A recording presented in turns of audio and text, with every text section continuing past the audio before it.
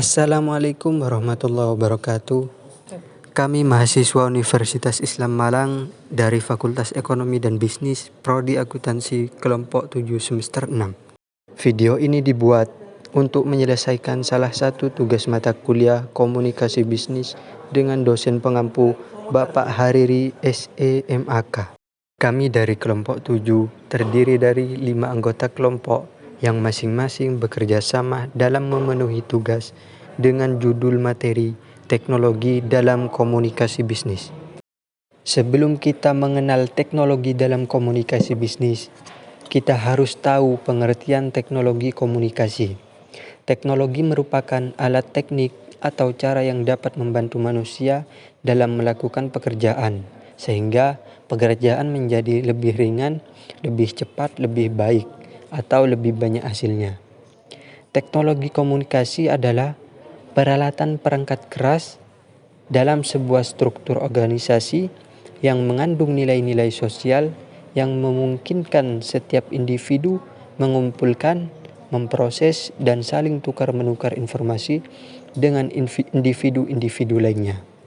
Beberapa teknologi komunikasi yang tersedia sampai saat ini antara lain word processor, printer laser, mesin fax, video tape, email, internet, teleconferencing, dan telepon. Pedoman penelitian teknologi komunikasi. Berikut ini pedoman yang dapat digunakan untuk memilih teknologi komunikasi. Yang pertama, harapan penerima pesan. Dalam mengirimkan pesan, perusahaan harus memperhatikan siapa yang akan dituju. Yang kedua, waktu dan biaya. Waktu menjadi faktor penting dalam memilih teknologi yang digunakan. Yang ketiga, sifat dari pesan. Pesan dengan sifat-sifat tertentu akan lebih cocok apabila disampaikan dengan menggunakan teknologi tertentu. Yang keempat, perlunya penampilan. Kadangkala cara seseorang menunjukkan atau menyampaikan pesan akan menuntut teknologi yang digunakan. Selanjutnya, teknologi dalam komunikasi tertulis. Komunikasi bisnis pada umumnya bersifat resmi.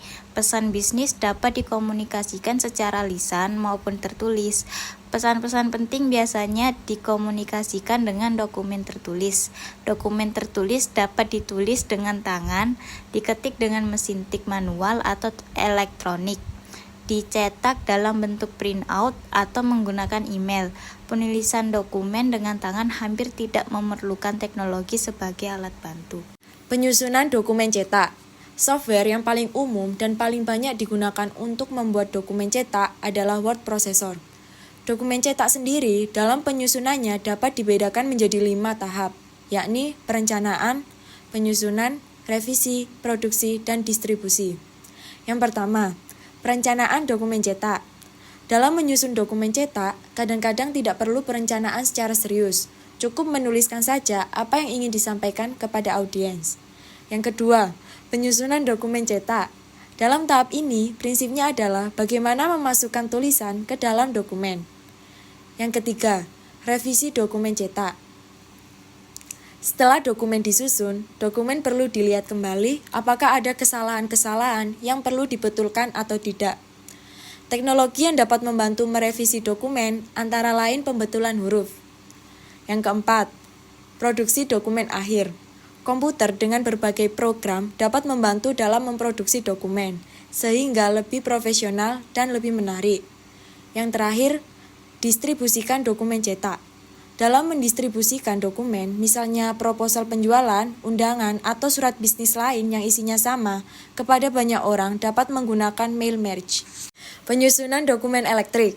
Perkembangan dokumen bisnis akhir-akhir ini adalah menyusun dokumen tidak di atas kertas. Mereka menulis dokumen di komputer dan mengirimkannya melalui saluran telepon atau melalui saluran lain sehingga dapat dibaca di komputer yang penerima pesan. Teknologi dalam komunikasi lisan. Mengenai teknologi dalam komunikasi lisan, pembahasan akan dibagi menjadi 2, yakni yang pertama, teknologi dalam komunikasi lisan individu. Teknologi dalam komunikasi lisan individual terdiri dari telepon, pager, dan voicemail. Yang kedua, teknologi dalam komunikasi lisan kelompok. Teknologi dalam komunikasi lisan individual terdiri dari telekonferensi, Yang kedua, presentation software dan group decision support system. Pengaruh teknologi terhadap komunikasi. Pengaruh teknologi tersebut secara garis besar dibedakan menjadi dua, yakni pengaruh yang menguntungkan atau disebut dengan manfaat teknologi komunikasi dan pengaruh yang merugikan. Di bawah ini akan dibahas manfaat dan kelemahan teknologi komunikasi. Manfaat teknologi komunikasi.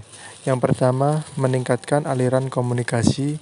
Yang kedua, mempermudah orang dalam berkomunikasi. Yang ketiga, mengubah struktur organisasi. Yang terakhir, menurunkan biaya komunikasi. Selanjutnya, kelemahan teknologi komunikasi, yaitu yang pertama, kelebihan informasi. Yang kedua, anonimitas. Yang ketiga, kurangnya hubungan antar individu. Oke, selanjutnya contoh kasus. Contoh kasus Minilotte bergerak dalam bidang retail, mengalami permasalahan antara kepala toko dengan karyawan. Permasalahan ini terjadi yang disebabkan oleh adanya miskomunikasi antara atasan dengan karyawannya.